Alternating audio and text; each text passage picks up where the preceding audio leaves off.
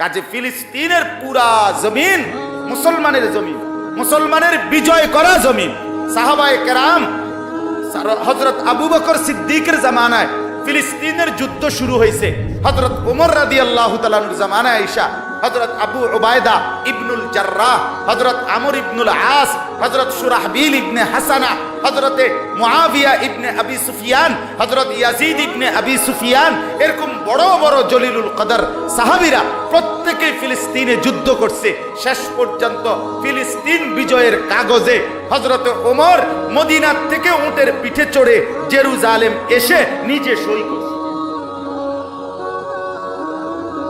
ইসলামের দ্বিতীয় খলিফা ওমরের হাতে সই করা জমি, এই খামখেয়ালি রেজিস্ট্রি দিছে ওমর।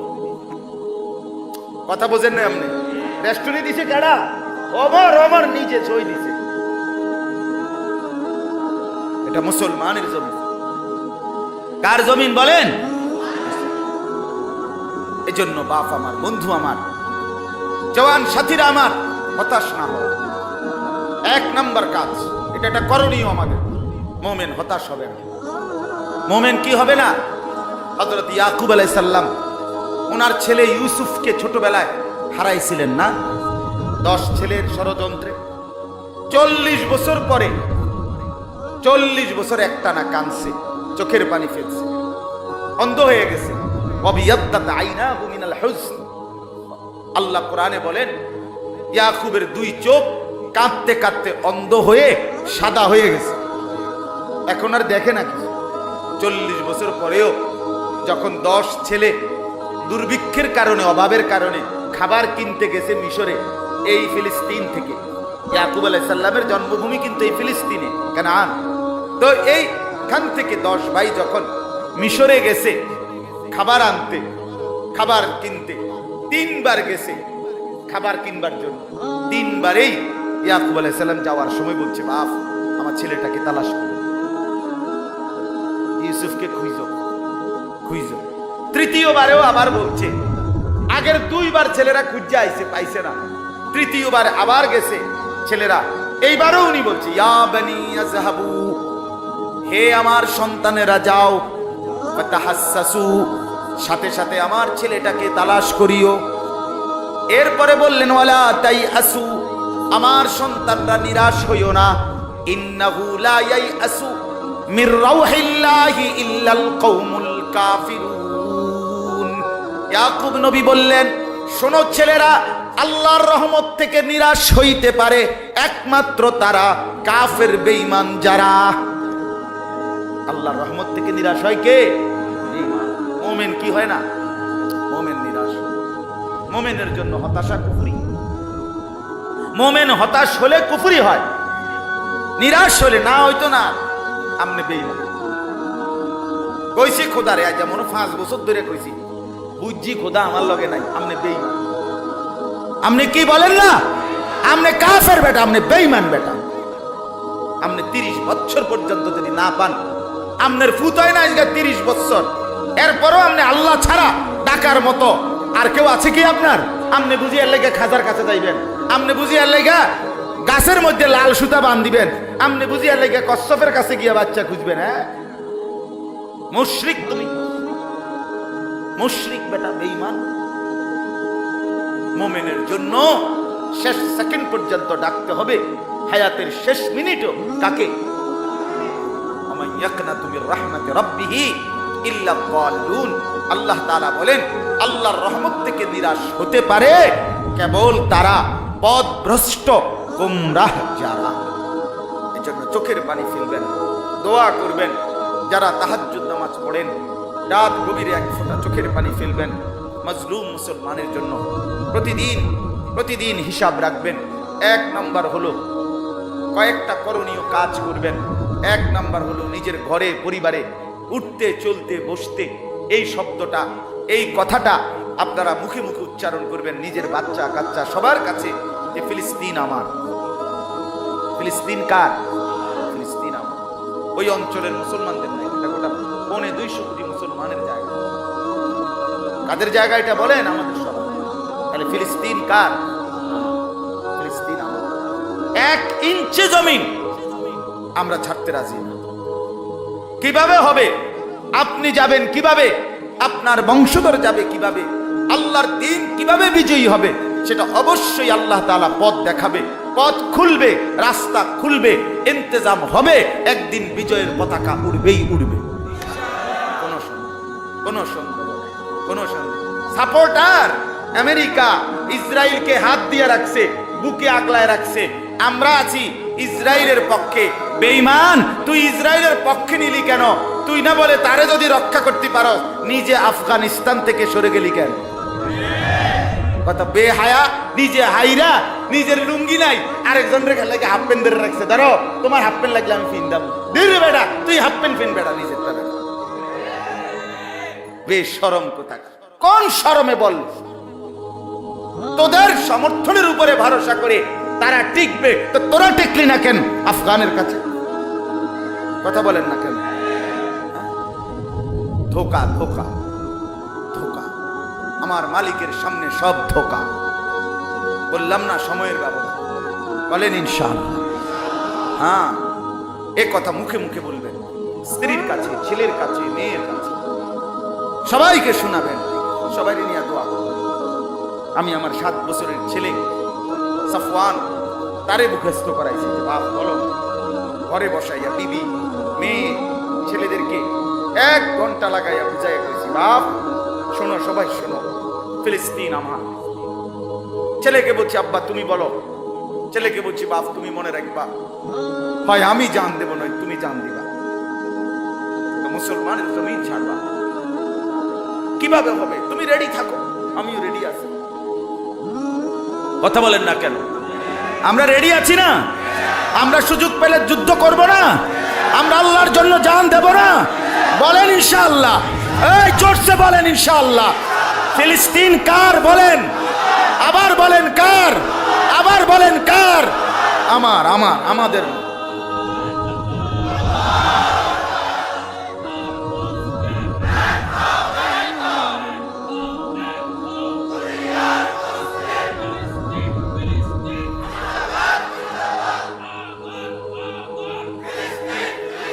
হ্যাঁ, ফিলিস্তিন আমার, সোজা কথা। এটা জানেন না আপনারা? অনেক ইতিহাস। একটা শুধু কথা বলি, একটা কথা, শুধু এতটুকু বুঝবেন। ইসরায়েল যেই জায়গা দখল করছে, ফিলিস্তিন মুসলমানদের জমি 78% জমি দখল করছে, 22% জমি মাত্র মুসলমানদের জন্য রাখছে। এদের টার্গেট শুধু এই বাকি, মানে মনে করেন এই মাঠটা 100% মাঠ মনে করেন, এটার 78 ভাগ দখল করছে, আর 22% বাকি। এই 22% দখল করিলে তাদের দেশ গঠন সমাপ্ত, এটা না, খোদার কসম এটা না গঠন। কথা বুঝেন নাই আপনি? কথা এটা না, কথা হলো তাদের স্পষ্ট ফিলিস্তিনের আরে ইসরায়েলের পার্লামেন্ট, সংসদ ভবনের নাম হলো নেসেট। তাদের পার্লামেন্টের দরজায় বড় করে আঁকা আছে। তাদের পাদ্রী, ধর্মযাজক, তাদের নেতাদের বক্তব্যে হাজার হাজার বার, শত শতবার বলছে যে ইসরায়েল হবে দি গ্রেট ইসরায়েল, মহারাষ্ট্র। অর্থাৎ শুধু এতটুকু জায়গা না, বরং আমাদের নবী সাল্লাল্লাহু আলাইহি সাল্লাম তিনি যখন মদিনায় হিজরত করে গেছিলেন, তখন মদিনায় 3টা ইহুদি গোত্র ছিল, বনু নজির, বনু কাইনুকা, বনু কুরাইজা। আমাদের নবী মদিনার থেকে এই 3টা ইহুদি গোত্রকে বিতাড়িত করে দিয়েছিলেন খায়বারে। 7ম হিজরিতে নবীজি আবার যুদ্ধ করে খায়বার বিজয় করছেন, সেখান থেকেও তাড়াইয়া দিছেন ইহুদিদেরকে। এরপরে আমাদের দ্বিতীয় খলিফা হযরত ওমর রাদিয়াল্লাহু তাআলা আনহু, উনি ঘোষণা দিয়েছেন, নবীজির সেই সিদ্ধান্ত ছিল ইহুদিদেরকে আখরিজুল ইয়াহুদা মিন জাজিরাতিল আরব, ইহুদিদেরকে আরবের সীমানা, মুসলমানের সীমানা থেকে তাড়িয়ে দাও, বের করে দাও। হযরত ওমর রাদিয়াল্লাহু তাআলা আনহু দ্বিতীয় খলিফা থাকাকালীন ইহুদিদেরকে আরব সীমানা থেকে বের করে দিয়েছেন, একেবারে এলাকা ছাড়া করছেন। এই ইউরোপ থেকে 1909 খ্রিস্টাব্দের পরে তারা জমি কিনে প্রলোভন দিয়ে সেকুলার ধর্মনিরপেক্ষ মতবাদের শাসকদের কাছ থেকে কৌশল করে, ষড়যন্ত্র করে, কোটি কোটি টাকা ঘুষ দিয়া এরপর এখানে অল্প কদ্দুর জমি কিনছে। মানে বাস্তু ভিটা নাই, এই কথা বলে যে কদ্দুর থাকবো ওই গুচ্ছ গ্রামের মতো। কথা বোঝেন নাই? দুস্থ মানুষ হিসাবে থাকবে এখানে, এই কথা বলে 40 বছর একটানা প্রায় জমি কিনছে কৌশল করে, সংগ্রহ করতে করতে একদিন কথা নাই, বার্তা নাই, আন্দোলন নাই, সংগ্রাম নাই, মিছিল নাই, মিটিং নাই, কিচ্ছু নাই। একদিন বলতেছে 1948 সালের 14ই মে ঘোষণা দিয়েছে ডেভিড বেন গুরিয়ান, ইহুদিদের বড় নেতা, যে এটাই আমাদের রাষ্ট্র, এটা আমাদের পবিত্র ইসরায়েল রাষ্ট্র। আশ্চর্য কথা, জমি নিলা থাকবা কইয়া, অন্ডাবার দেশ হবে কেন? সেই থেকে তাদের ঘোষণা, 1948 সন থেকে তাদের ঘোষণা, আমরা এদ্দুর দখল করলাম। এদ্দুর থেকে নিয়ে ফিলিস্তিন হলো আরবের লাস্ট মাথা, আরব সীমান্তের শেষ মাথা হলো কি, কথা বুঝছেন কি না?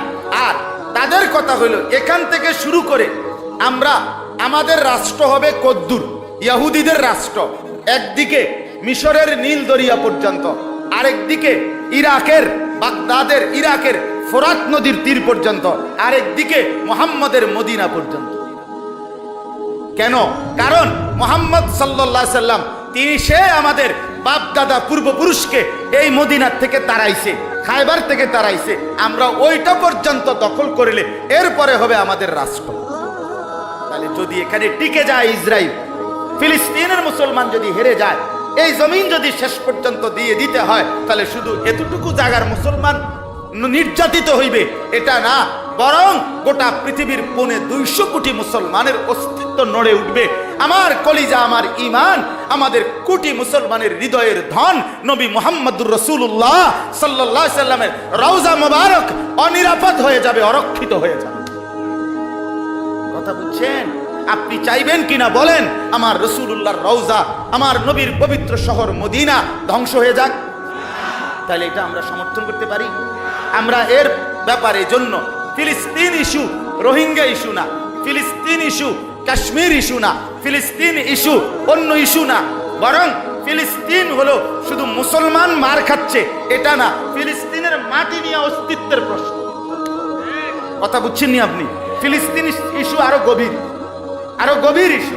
এরা যদি এখানে টিকে যায় তাহলে এরা বাড়তে থাকবে, বাড়তে বাড়তে একদিন, আপনারা জানেননি সুলতান নুরউদ্দিন জঙ্গি রহমতুল্লাহর আমলে একবার, আপনারা অনেকেই জানেন এটা, যে ইহুদিরা নবীজির পবিত্র লাশ মুবারক মদিনার থেকে চুরি করতে চাইছিল।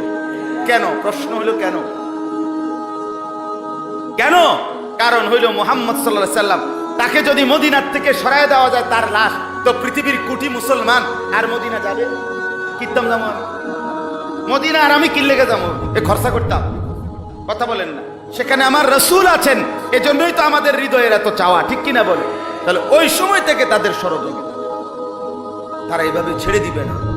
এজন্য বাপ প্রত্যেকে নিজের স্ত্রী, সন্তান, ছেলে মেয়ে, নিজের আশপাশ প্রত্যেকের কাছে এই শব্দের নাম পরিচয় এমন যেন না হয় একদিন জালেমের জুলুম বেড়ে গেল, আমনেই জানেন, শুধু আমনের বউ কিচ্ছু জানে না, আমনের ছেলে কিছু জানে না, আমনের মেয়ে কিছু জানে না, সেদিন দৌড়তে শুরু করিলে জালেম আর কাফের আর বেঈমানের আঘাতের কারণে, তাইলে বিবি বাচ্চা যদি না জানে, এরাও যদি না বুঝে, তো এরা পরবর্তী মুসিবতের জন্য প্রস্তুতি নিবে কিভাবে?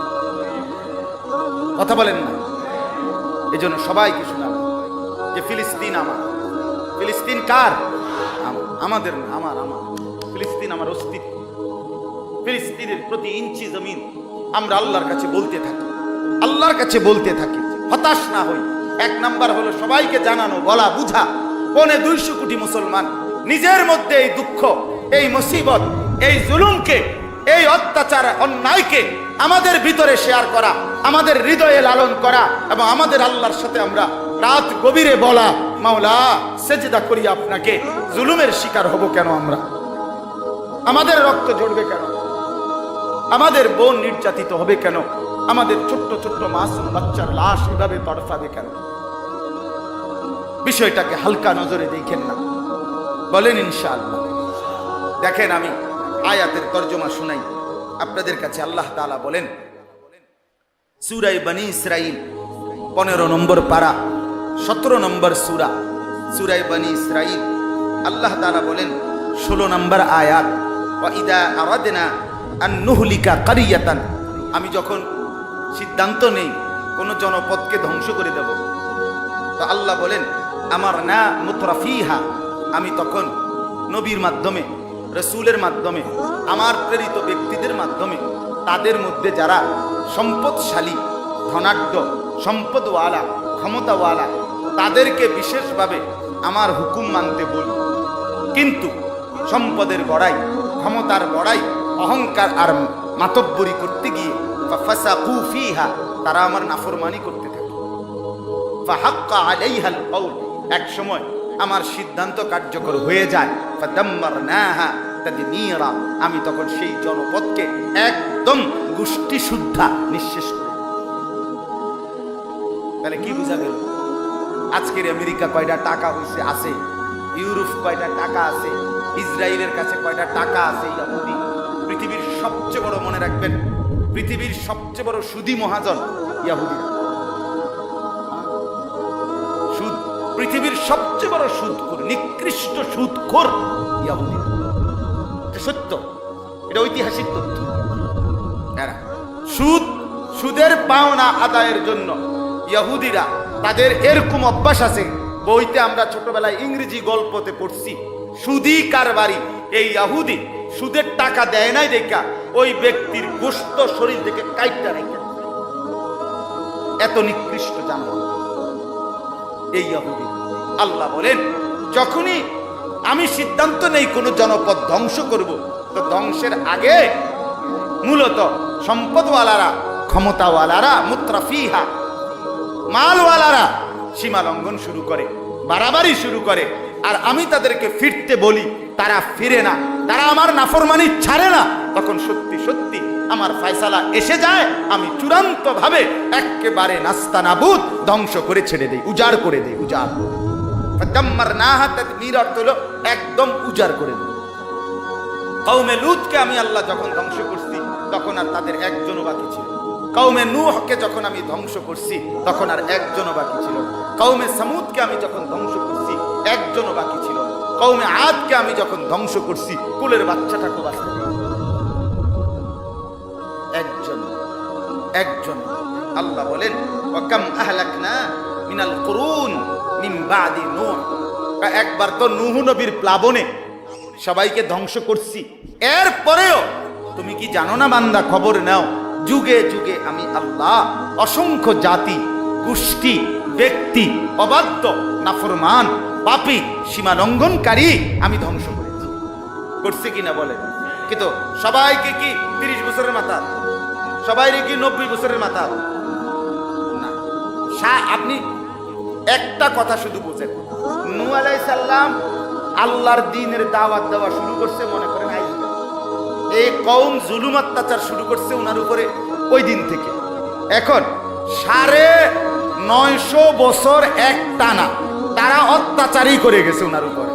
তারা এত লম্বা সময়ে তারা এবং তাদের বাপ দাদা বংশধর কেউ ভাবে নাই তাদেরকে কেউ ধরবে কোনোদিন। কথা বোঝেন নাই? সার পাইতে পাইতে, জুলুম করতে করতে কতদিন? 950। একটা গুরুত্বপূর্ণ কথা মনে রাখবেন, নূহ আলাইহিস সালামের বয়স ছিল 950, কিন্তু ওনার কওমের, ওনার যে এলাকা কওম, এরা কিন্তু সবাই 950 বছরওয়ালা না, এরা স্বাভাবিক হায়াতওয়ালা। মানে একই ফ্যামিলির, আমরা তাফসিরে পড়ছি, এক ঘরের 7 জনকে, 7 পুরুষকেও নূহ নবী কালেমার দাওয়াত। বুঝেন নাই? 7 পুরুষ, বুঝছেন আপনি কথাটা? দাদা, বাপ, ফুত, নাতি, নাতির ঘরের ফুত, হেতের ঘরে আবার ফুত, হেতের ঘরে আবার ফুত, এরকম এরকম কি 7 পুরুষ। আমরা কই না 14 গোষ্ঠী, এরকম 7 গোষ্ঠী, 7 পুরুষকেও নূহ আলাইহিস সালাম কালেমার দাওয়াত দিছে। কেউ ঈমান আনে নাই, বরং প্রত্যেকেই বংশ পরক্রমায় জুলুম করে গেছে, অন্যায় করে গেছে। আল্লাহ বলছে, অপেক্ষা করো, অপেক্ষা করো, অপেক্ষা করো, অপেক্ষা করো। 950 বছর পরে হলেও যেদিন আল্লাহ ধরছে, সেদিন একসাথে পানিতে চুবাইয়া একজন যে একটা বড়ি বানাইব, নূহ নবীর কওমের থেকে দূর অনুমান দরকার এমনও নাই। আছে কিনা বলেন না কেন? আছে কিনা? তাহলে আমনের ওই আগের কথাটা মনে আসেনি? তাড়াহুড়ার সুযোগ নেই। কথা বলেন না কেন? কি সুযোগ নাই? যেদিন আল্লাহর নবী সাল্লাল্লাহু আলাইহি সাল্লাম তায়েফের ময়দানে, আরে আমনে তো আমরা মুসলমান, কিন্তু আমাদের নবী আল্লাহর কেমন প্রিয়, আপনি কন না, কথাটা কন, আপনি কি কল্পনা করেন? কদ্দুর ভাবেন আপনি? আমনের আমার কাছে রসুল প্রিয় যেদ্দুর, আল্লাহর কাছে প্রিয় এদ্দুর। বেল আসেনি আমগো। আমরা সবাই মিল্লা ভালোবাসলেই কি, ভালো না বাসলেই কি। মোহাম্মদ হামেদে হামদে খুদা বাস, খুদা মদহে আফরি মুস্তাফা বাস। আল্লামা ইকবাল বলছে মোহাম্মদ তার আল্লাহর প্রশংসা যা করছে এটাই যথেষ্ট, আল্লাহ তার বন্ধুরে যা প্রশংসা করছে এটাই যথেষ্ট। তাহলে সেই নবী, আচ্ছা বলেন, সেই নবী যখন তায়েফের ময়দানে রক্তে রঞ্জিত, পুরাটা দেহ রক্ত পড়তে পড়তে পা মোবারক জুতার সাথে রক্তে জমাট বাইদা লাইগা গেছে, আমরা হযরত মাওলানা তারেক জামিল সাহেবের বয়ানে আমি শুনছি যে 7 আসমানের ফেরেশতা চিৎকার দিয়া কাঁইদা উঠছে, আল্লাহ এটা কি হচ্ছে, ইনি না আপনার বন্ধু মাওলা, আপনি কেমনে সইতেছেন, আপনি কেমনে সইতেছেন? হায় আল্লাহ, আপনার বন্ধু এভাবে রক্তাক্ত।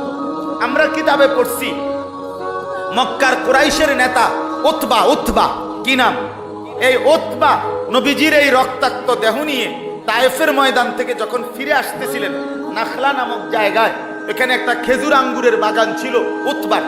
এই উতবা ঘটনাচক্রে তখন বাগানে ছিল। এই উতবা নবীজির এই রক্তাক্ত সারা শরীরের রক্ত ঝরা দেহ দেখছে। নবীজি আইসা বাগানের এক পাশে বসছে, কিতাবে লিখছে উতবা তখনও কালেমা পড়ে নাই, পরেও কালেমা পড়ে নাই। এই বেঈমান কাফেরদের সর্দার গত 11 বছর নবীরে জুলুম করছে তারাই, তারপরেও সেই উতবা চিৎকার করে বলছে চোখের পানি ছেড়ে দিয়ে, হায় তায়েববাসী, তোমরা আমার ভাতিজাকে এভাবে কেমনে মারো? আমরাও তো গত 1 বছর ভাতিজার বিরোধিতা করতে গিয়ে এভাবে মারি নাই, কোনো বিরোধিতা করছি, ঠিক আছে। এতটা জুলুম, এতটা নির্যাতনের শিকার হওয়ার পরেও ওই ঘন্টার মধ্যেই কি আল্লাহ তাআলা কাফের ধ্বংস করছে?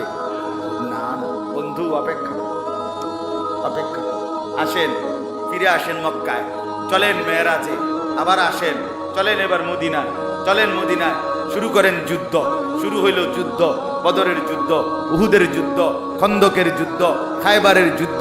চলতে চলতে 8ম হিজরিতে গিয়ে আল্লাহ তাআলা নবীজির ইন্তেকালের মাত্র 3 বছর আগে আল্লাহ তাআলা মুসলমানের মক্কা বিজয় দান করলেন, চূড়ান্ত বিজয় দান করলেন। আল্লাহ বলছে ইযা জাআ নাসরুল্লাহি ওয়াল ফাত ওয়া রাআইতান নাসা ইয়াদখুলুনা ফি দীনিল্লাহি আফওয়াজা। তাইলে হতাশ হওয়ার সুযোগ নেই, আল্লাহর ওয়াদা এটা। আমরা এখানে দেখলাম আল্লাহ বলেন আমি ধ্বংস করব, আমি ইতিপূর্বে ধ্বংস করেছি নাফরমান, এখনো করব, এখনো করব। করবে কিনা বলেন না, করবে কিনা বলেন? তাহলে ইসরায়েলের ইহুদিরা বেঈমান, এতে কোনো সন্দেহ আছে? এরা কাফের, এতে কোনো সন্দেহ আছে? এরা সীমা লঙ্ঘনকারী, এতে কোনো সন্দেহ আছে? এরা জুলুমবাজ, এটা ব্যাপারে কোনো সন্দেহ আছে? এরা দখলদার, এতে কোনো সন্দেহ আছে?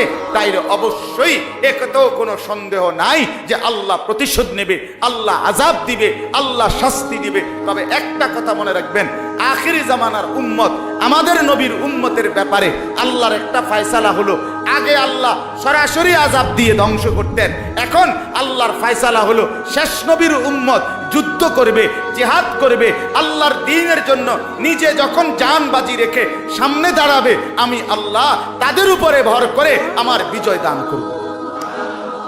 এই জন্য একটা কথা আছে আরবিতে প্রসিদ্ধ, এই কথাটা মনে রাখবেন, আমরা আব্রাহার যুগে নই। আমরা কার যুগে না, মানে আমরা এখনকার এই যুগে আমাদের জন্য আবাবিল, আমরা হঠাৎ থাকবো, আমরা বয়ে বয়ে মোবাইল টিপবেন, আমনে বইয়া চা দোয়ানে কপ মারবেন, আমনে বন খাইবেন, আমনে বিড়ি খাইবেন, আমনে আরে দাড়ি রাখবেন না, আমনের বউ বাচ্চা সব আল্লাহর নাফরমানি করবে। হঠাৎ তুইটা দেখবেন ইসলাম বিজয়ী হইয়া আপনারা সবাই মন্ত্রী মিনিস্টার হয়ে গেছেন। ঘটনা কিটা, ঘটনাটা কি? এত রঙে কেতওয়ান বাহিকা কথা বলেন না কেন? এত হুক নাই সিরা ভিজে না কাকা, আটটু পানি দম লাগে, আটটু কি দম লাগে? হ্যাঁ, এত এত হুক না সিরা ভিজে না। কথা বুঝছেন? এটা আখিরি জামানার ফয়সালা। কাতিলুহুম ইউআযিবুহুমুল্লাহু বিআইদিহিম। আল্লাহ বলছে তোমরা যুদ্ধ করো, তোমাদের হাতে, তোমাদের হাতে, বিআইদিকুম, তোমাদের হাতে আমি আল্লাহ বেঈমানকে শাস্তি দেব। ইন তানসুরুল্লাহ ইয়ানসুরকুম, কোরআনের আয়াত। আল্লাহ বলে তোমরা আমাকে সাহায্য করো, আমি তোমাদেরকে সাহায্য করব। তোমরা আমার দ্বীনের জন্য এগিয়ে আসো। বদরের যুদ্ধে সাহাবায়ে কেরাম মদিনায় থাইকেই তো বিজয় লাভ করছে, ঠিক না? ঠিক ঠিক, হ্যাঁ। বাইর থেকে বদরের যুদ্ধ, বাইর থেকে উহুদের যুদ্ধে, বাইর থেকে সাহাবায়ে কেরাম ময়দানে গেছে কিনা বলেন? রাসূলুল্লাহ সাল্লাল্লাহু আলাইহি ওয়াসাল্লাম ময়দানে গেছে কিনা? যুদ্ধের কাফেলা রেডি করছে, 313 জনকে দাঁড় করাইছে। যেভাবে দাঁড় করাইয়া নবীজি সারা রাত তাহাজ্জুদ পড়ছে, কাঁদছে, সাহাবীদেরকে যুদ্ধের ময়দানে দাঁড় করাইছে। এরপরে নবীজি বলছে, আমি পিছন দিকে ফিরে এসে পাহাড়ের টিলার নিচে, বুখারীর রিওয়ায়াত, আল্লাহর নবী চোখের পানি ফেলে সেজদা দিয়া অজরে কান্না শুরু করছে আর বলছে, আল্লাহুম্মা ইন তুহলিক হাদিহিল ইসাবা লান তুবাদা ফিল আরদ। মাওলা, আমি আমার সামর্থ্যটুকু নিয়ে আসছি। এরা আমার কত মক্কার 13 বছর, মদিনার এখন প্রায় 1 বছরের কাছাকাছি, গত 14 বছরের দিবা নিশির মেহনতের ফসল আমার এই 313 জন সাহাবী। আমি তায়েফের রক্তের বিনিময়ে এই সাহাবী করে আনছি, আমার এত কষ্টের বিনিময়ে আমি এগরে দাঁড় করাইছি। এখন যদি বেঈমানের সামনে আমগরে হারাইয়া দেন, ধ্বংস করে দেন, আমনের বন্দেগী কে করবে? মাওলা, আপনার সেজদা কে করবে? আল্লাহ তাআলা। তখন আল্লাহ বলছে, জিবরাইল যাও না, বন্ধু তো কাঁদতেছে, যাও, তুমি যাও না। যাও না কেন জিবরাইল? আমার বন্ধু তো বদরের প্রান্তরে চোখের পানিতে ভাসায় দিতেছে, যাও জিবরাইল। আল্লাহর হুকুমে জিবরাইল তখন 1000 ফেরেশতা নিয়ে, কোন বর্ণনায় 3000, কোন বর্ণনায় 5000 ফেরেশতা নিয়ে আল্লাহর হুকুমে এসে মুমিনের সাথে যুদ্ধ করছে। ফলে আল্লাহ মুসলমানের বিজয় দান করছে। তারা করে নাকি? সৌদি আরব করে কি? আপনি কিতা করেন? এটা কথা বলেন না কেন? ওই অমুক দেশ করে কি? আপনি যে বইয়া বইয়া বিড়ি খান। এই মুসলমান বলেন না কেন? আপনি যে রঙিন টেলিভিশনে নর্তকীর নাচ দেখেন, এটা গুনাহ না? আপনি যে হারাম রোজগার করেন, আপনি যে হালাল উপার্জন করেন না, সোজা হিসাব। এজন্য গোটা পৃথিবীর সমস্ত মুসলমানের ইমানি দায়িত্ব, আমি আমার জায়গা থেকে আল্লাহর কাছে বলা, আল্লাহ আমাকে সুযোগ দেন, আমি জান দেব। মাওলা আল্লাহকে বলেন, কেউ লাগবে না, বলে আল্লাহ আপনার যদি ভালো লাগে ফিলিস্তিনের মজলুম মুসলমানের জীবন রক্ষার জন্য যদি আমি আনিসুর রহমানের কলিজা যদি আপনার পছন্দ হয়, তো আমার রক্ত দিয়ে হলো মুসলমানকে বাঁচায় দেন, আমি আগে জান দেব। আল্লাহ আমাকে সুযোগ দেন, আমি যেতে চাই, আমি কি করতে পারি মাওলা, আপনি আমাকে সুযোগ দেন। দিল থেকে বলবেন, বলেন ইনশাআল্লাহ। আল্লাহ তাআলা আমাদের প্রত্যেককে তৌফিক দেন, আল্লাহ তাআলা আমাদেরকে কবুল করেন। আমার বাপ, অতএব আমরা প্রত্যেকে ইনশাআল্লাহ ইমানের উপরে উঠি, আখলাকের উপরে উঠি, আমরা আমাদের আমল সুন্দর করি। গোটা পৃথিবীর মুসলমানের কাছে দোয়াও করেন, সারা পৃথিবীর মুসলিম শাসকরা যেন ফিলিস্তিনের পক্ষে বাস্তবিক অর্থে যেন হুঙ্কার দেয়, গর্জে ওঠে। মুসলমানের প্রতিটা অস্ত্র সারা পৃথিবীর মুসলিম বিশ্বের এটা যেন ইসরায়েলের বেঈমানের বিরুদ্ধে যেন ব্যবহার হয়। আল্লাহ আমাদেরকে তৌফিক দেন, কবুল করেন, আমিন।